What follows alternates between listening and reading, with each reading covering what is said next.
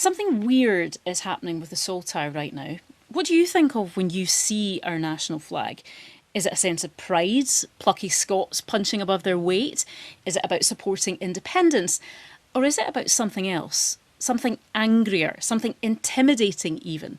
Or is it about some communities feeling unheard? You see, the Saltire has started appearing in places you might not expect to see it, on lampposts, lining streets, in front windows. And it's all getting tied up in this gnarly, febrile debate we're having right here and everywhere else, it seems, about immigration. So what is in a flag?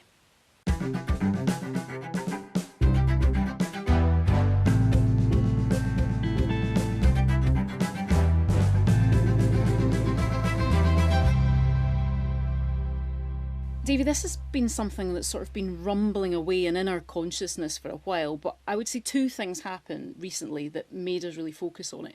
One was actually an email from a Scotcast listener. Let me just find it. It's from Fiona, and she says, I live in Aberdeenshire, and on a recent visit into Aberdeen, I was surprised to see both Saltires and Lion Rampant flags have been erected from lampposts on the road where asylum seekers are housed. I'd never seen this before and wondered if it was happening in other towns and cities across Scotland. Thanks, Fiona, for getting in touch. And obviously, if you all want to get in touch. So that was the first thing.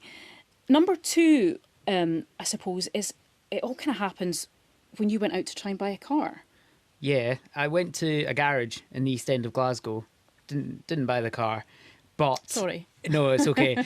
Ongoing saga. But anyway, as I was driving out there was a street that was kind of endless Saltires on the lampposts in Tollcross. And I'd kind of heard this stuff about Saltires going up and this being a bit of a message about immigration, about asylum seekers and where they're housed. And, you know, I consume a lot of news. I knew this had been a bit of an ongoing debate in England.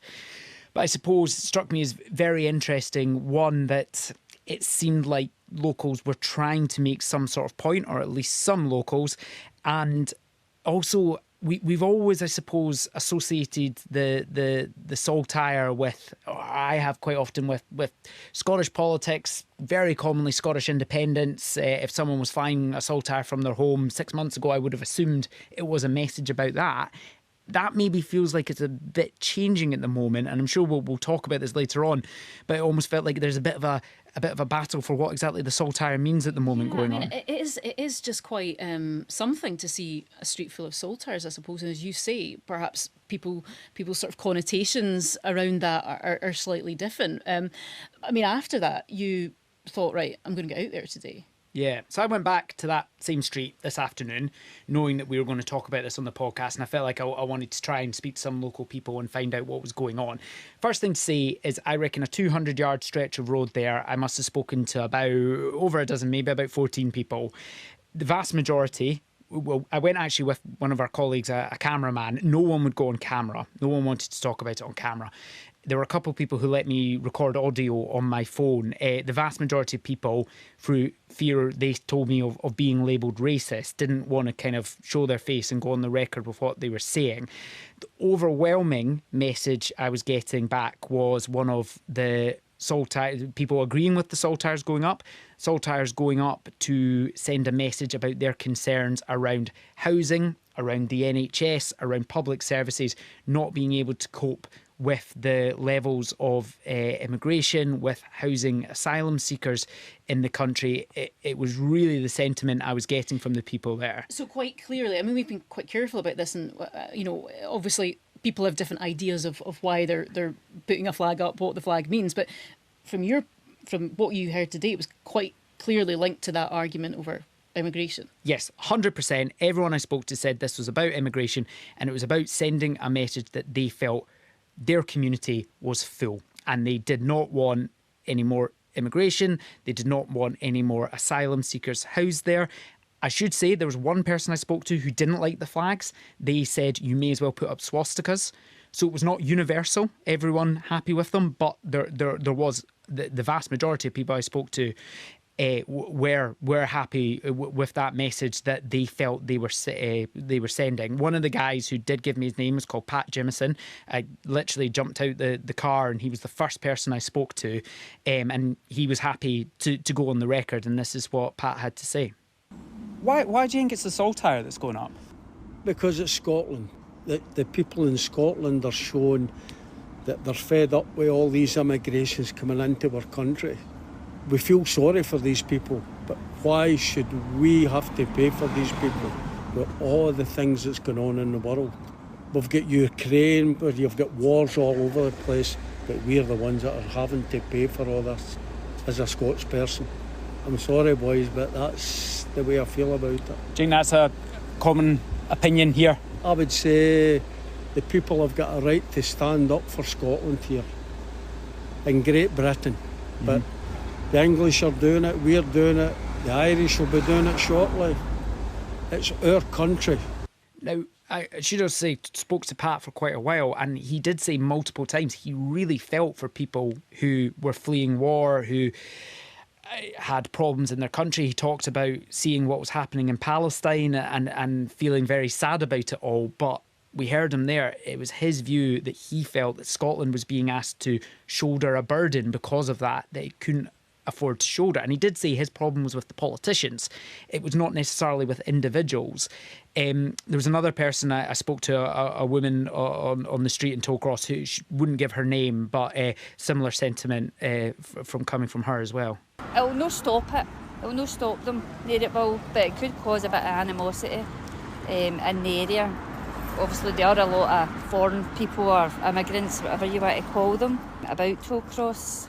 Obviously, for the people fae Scotland, we get nothing out of the government. They come in and they get everything. It's gone. Everything. So they do. It's interesting, isn't it? Because I suppose a lot of the kind of noise around this is the fact that there's racist sentiment, and but yet people you were speaking to today were suggesting, well, some of them were suggesting that no, this isn't racism. This is about wanting to be heard from politicians, and the fact that the system for them is not working at the moment. It struck me, I mean, we're clearly not the only people to be looking into this issue. One of our colleagues over at ITV News, Peter Smith, he did a really powerful report on this, talking to people in the area. And what one of the women he was speaking to, their message was, it's not racism. It's about politicians listening to us about our situation. But I mean, did you find, when you went out there, did you find racist sentiment? I mean, I know you're saying this sort of issues around housing and health and how that's all interwoven into this. But did you feel there was a kind of real racist sentiment? There were some things said to me today that I felt did cross the line. Without going into specifics, things that I would definitely be uncomfortable repeating and quite uncomfortable with people saying to me. There's also, I think, a lot of some misinformation that's been consumed by people about how great a lifestyle asylum seekers get while they're here. And there is accommodation provided for people, but there's a lot of stuff about free things they get, which doesn't quite, when you drill into it, play out actually in reality. But I mean, there is real pressure, especially in somewhere like Glasgow, and we've seen that. We've seen, the leader of the city council, Susan Aitken, talking about saying that this system actually is unsustainable in the sense that much of the housing at the moment is taken up by people, or much of the temporary housing is taken up by refugees. Yeah. So, because Glasgow doesn't use hotels as well, and that was a common theme. A lot of people were saying to me about, I know people who can't get a house, I know kids who are homeless, and yet we're giving accommodation to people who have recently arrived in Scotland.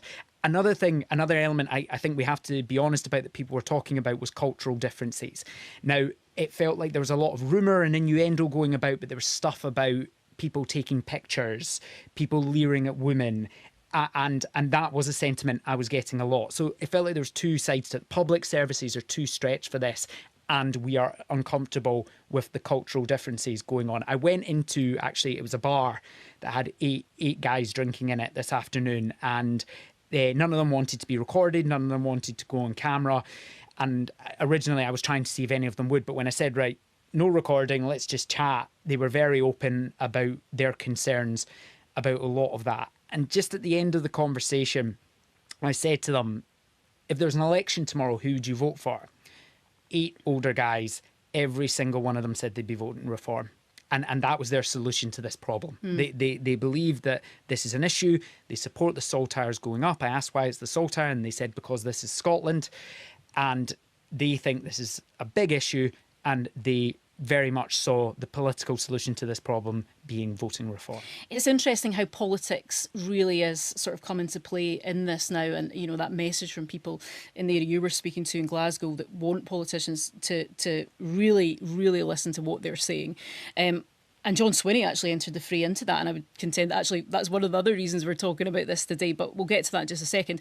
I suppose a fourth reason as well is because Aberdeen City Council has today said that they're actually going to be taking some of the flags down. Flags have been appearing sort of in the Aberdeen area, the ones that obviously Fiona, our listener, has been emailing us about.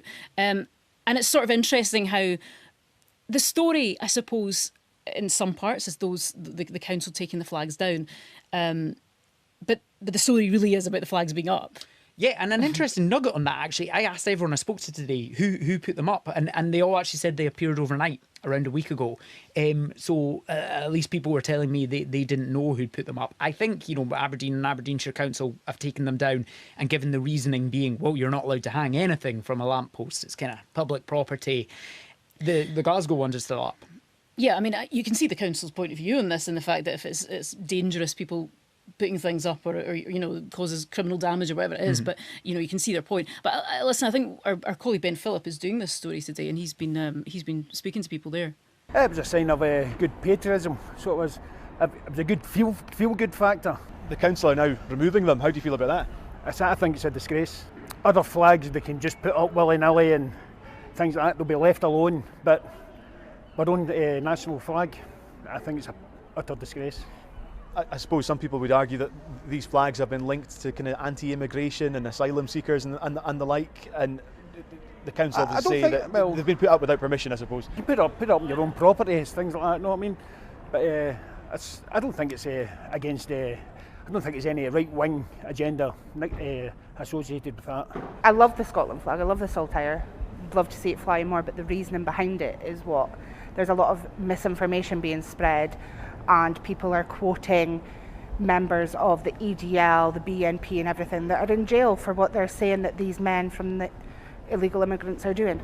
So if you're going to quote people that are doing this, then make sure you've got the facts right.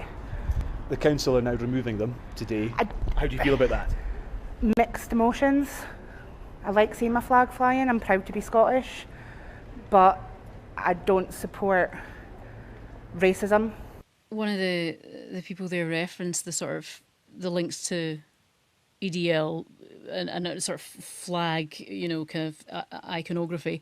I mean, it is something that has been happening actually in England and has sort of the kind of campaign they're using flags in that way.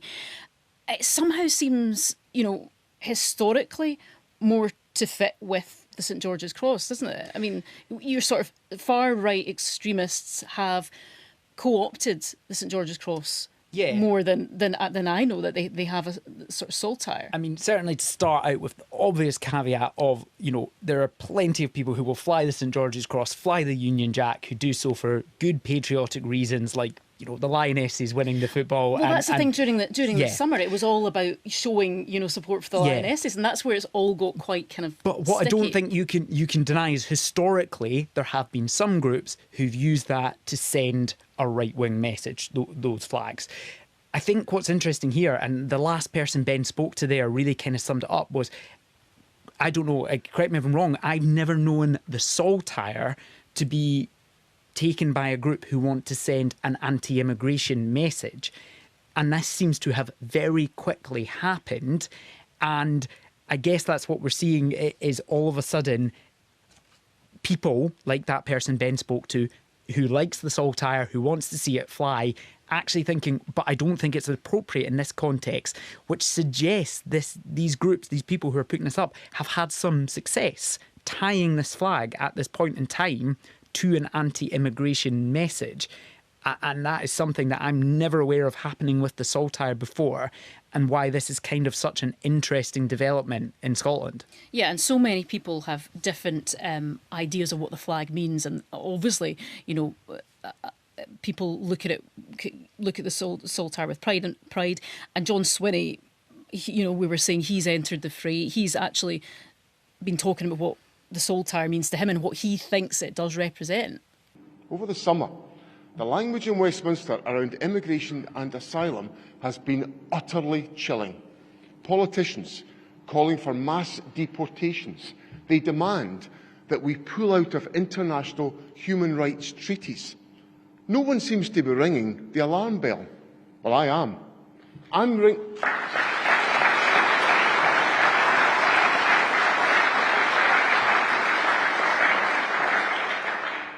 ringing the alarm bell for our values, for our common humanity, for our commitment to the oppressed and for those seeking sanctuary. Friends, let us join with others in saying unequivocally, our Saltire is a flag of welcome, and refugees are welcome here in Scotland.